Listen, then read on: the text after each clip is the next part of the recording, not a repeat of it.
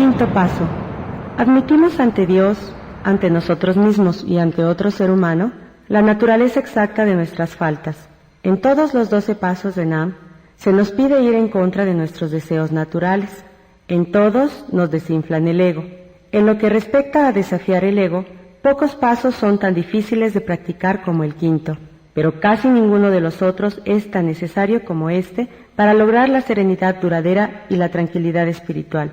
La experiencia de Nam nos ha enseñado que no podemos vivir solos con nuestros problemas apremiantes y con los defectos de carácter que los causan o que los agravan.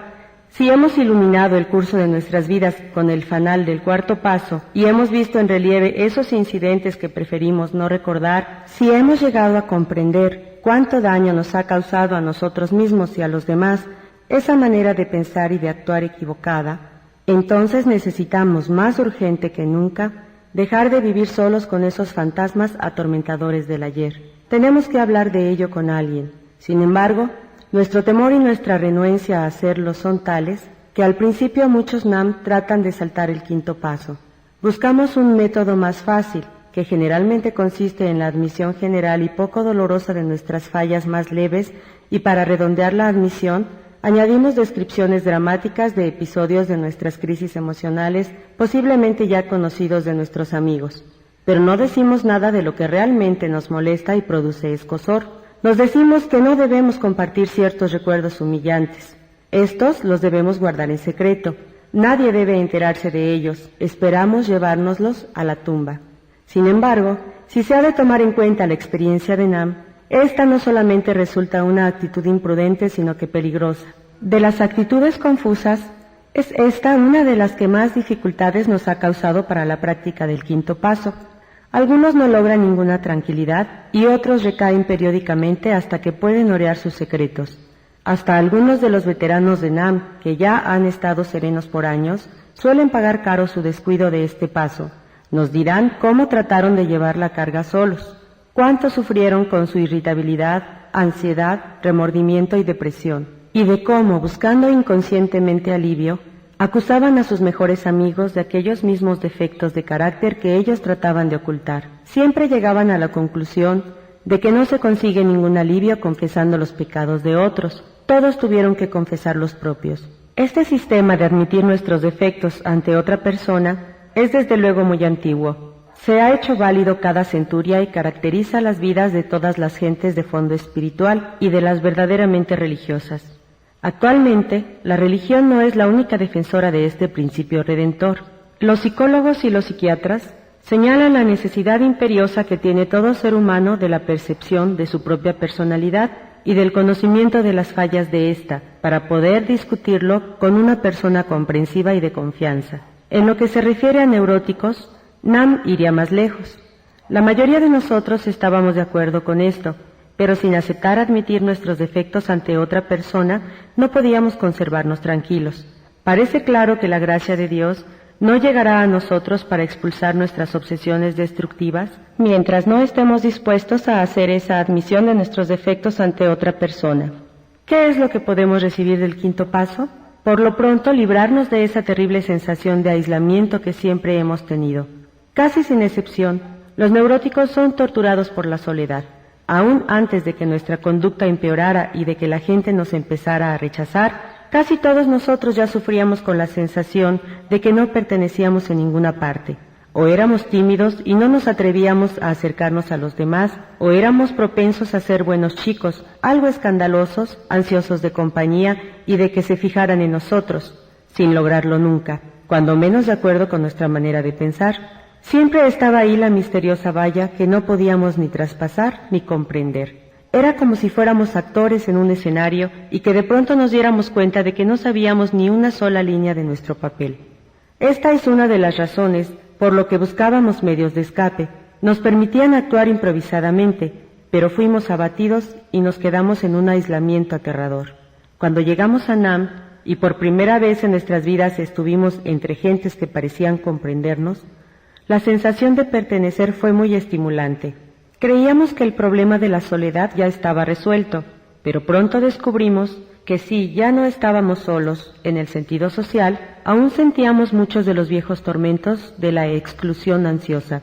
No sentimos que pertenecíamos a algo hasta que no hablamos con entera sinceridad de nuestros defectos y oímos a otra persona hacer lo mismo. El quinto paso fue la respuesta. Fue el principio de un parentesco genuino con el hombre y con Dios. Este paso vital también fue el medio por el cual empezamos a sentir que se nos podría perdonar, sin importar lo que hubiéramos hecho o pensado. Fue cuando trabajamos en este paso con nuestros padrinos o nuestros consejeros espirituales que por primera vez nos sentimos verdaderamente capaces de perdonar a otros sin importar la profunda convicción que teníamos de que nos habían hecho daño. Nuestro inventario moral nos había convencido de que era conveniente perdonarlo todo, pero solo fue hasta que abordamos resueltamente el quinto paso cuando supimos que podríamos recibir y otorgar perdón. Otro bien que podemos esperar como resultado de la admisión de nuestros defectos ante otro ser humano es la humildad, palabra frecuentemente malinterpretada. Para los que han hecho progreso en Nam, significa el reconocimiento manifiesto de qué y quiénes somos en realidad, seguido por un esfuerzo sincero de llegar a ser lo que podríamos. Por consiguiente, nuestro primer movimiento práctico hacia el logro de la humildad deberá consistir en el reconocimiento de nuestras faltas. Ningún defecto podrá corregirse si no vemos con claridad en qué consiste. Pero tendremos que hacer algo más que ver. El vistazo objetivo que de nosotros mismos logramos en el cuarto paso fue, después de todo, solamente un vistazo. Todos vimos, por ejemplo, que nos faltaba honradez y tolerancia, que a veces nos acosaba la lástima por nosotros mismos o los delirios de grandeza. Pero aunque esta experiencia fue humillante, no quiere decir necesariamente que hubiéramos adquirido humildad verdadera. Aunque ya habíamos reconocido nuestros defectos, todavía estaban ahí. Algo tenía que hacerse en este respecto, y pronto descubrimos que aunque deseáramos y estuviéramos dispuestos a librarnos de ellos, nosotros solos no podríamos eliminarlos.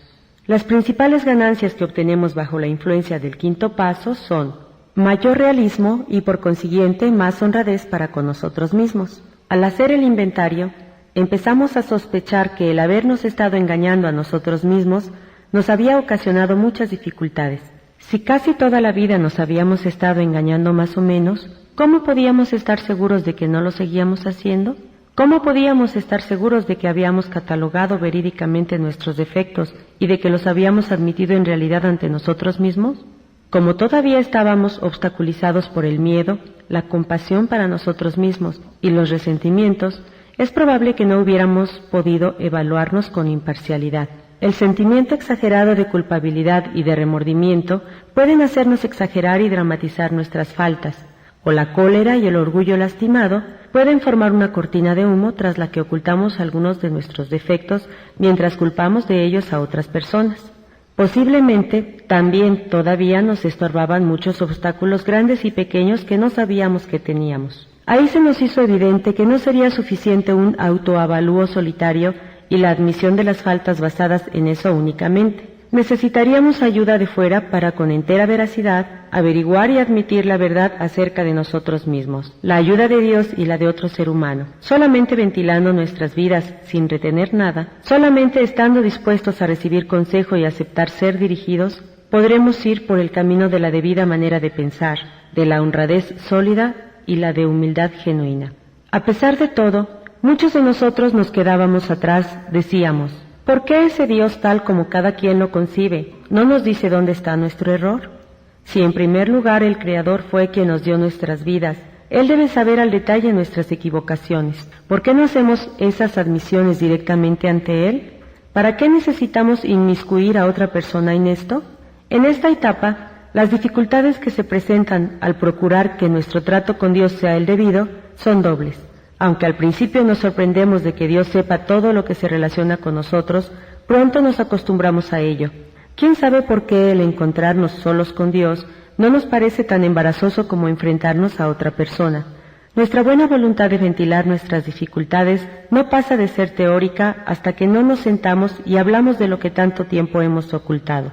Cuando somos honrados con otras personas, se confirma que hemos sido honrados con nosotros mismos y con Dios. La segunda dificultad es esta. Nuestro racionalismo y nuestras creencias motivadas por el deseo pueden tergiversar aquello que nos llegue si estamos solos. El beneficio que se obtiene al hablar con otra persona consiste en que podremos recibir directamente de ella los comentarios que haga y los consejos que nos dé con respecto a nuestra situación, y en que no habrá en nuestras mentes ninguna duda acerca de la naturaleza de esos consejos. En cuestiones espirituales es peligroso conducirse solo. ¿Cuántas veces no hemos oído a gentes bien intencionadas presumir de que están guiadas por Dios, cuando era obvio que estaban lamentablemente equivocadas, faltándoles tanto práctica como humildad? Se habían engañado y trataban de justificar las más grandes tonterías basándose en que Dios se las había comunicado. Vale la pena hacer notar que las personas que tienen un elevado desarrollo espiritual siempre insisten en consultar y confrontar con amigos o consejeros cuando creen haber recibido la guía de Dios. Seguramente entonces, el novato debe evitar ponerse en una situación ridícula y tal vez trágica. Aunque los comentarios o consejos de otros no sean infalibles, es probable que sean más específicos que cualquier guía que podamos recibir directamente si todavía no tenemos la experiencia necesaria para poder establecer contacto directo con un poder superior a nosotros. Nuestro próximo problema será dar con la persona a la que haremos nuestras confidencias. Aquí debemos tener mucho cuidado, recordando que la prudencia es una gran virtud. Tal vez necesitemos compartir con esa persona hechos acerca de nosotros de los que otros no deben enterarse. Desearemos hablar con alguien que tenga experiencia y que no solamente se haya conservado sereno, sino que además haya vencido dificultades graves. Dificultades tal vez análogas a las nuestras. Esta persona tal vez, pero no necesariamente, resulte ser nuestro padrino. Si se llega a tener una confianza especial en él y su temperamento nos es afín, la selección puede resultar afortunada. Además habrá la ventaja de que el padrino ya estará enterado del caso del ahijado. Tal vez la relación que exista con él sea de tal índole que se preferirá revelarle solamente parte de nuestro historial. Si este es el caso, debe empezarse aunque sea en esas condiciones, porque es muy importante comenzar esta tarea lo más pronto posible. Puede suceder que se escoja a otra persona para la parte más difícil de las revelaciones. Esta persona puede estar desligada completamente de Nam, por ejemplo, nuestro confesor o nuestro médico. Para algunos de nosotros, una persona completamente extraña puede a veces darnos el mejor resultado. Las verdaderas pruebas de la situación lo son la buena voluntad para confiarse y la completa confianza en la persona con la que se compartirá el primer autoexamen preciso. Aún después de encontrar a la persona, frecuentemente se necesita mucha resolución para abordarla. Nadie debe decir que en el programa de Nam no se requiere de fuerza de voluntad. Esta es una parte de él en la que puede necesitarse toda la que se tenga.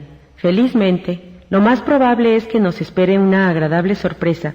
Después de explicarle cuidadosamente a la persona que se ha escogido lo que se solicita de ella y de que ésta se dé cuenta de la ayuda que puede prestar, la conversación será fácil y pronto animada. Siempre que el interesado no retenga nada, sentirá un gran alivio.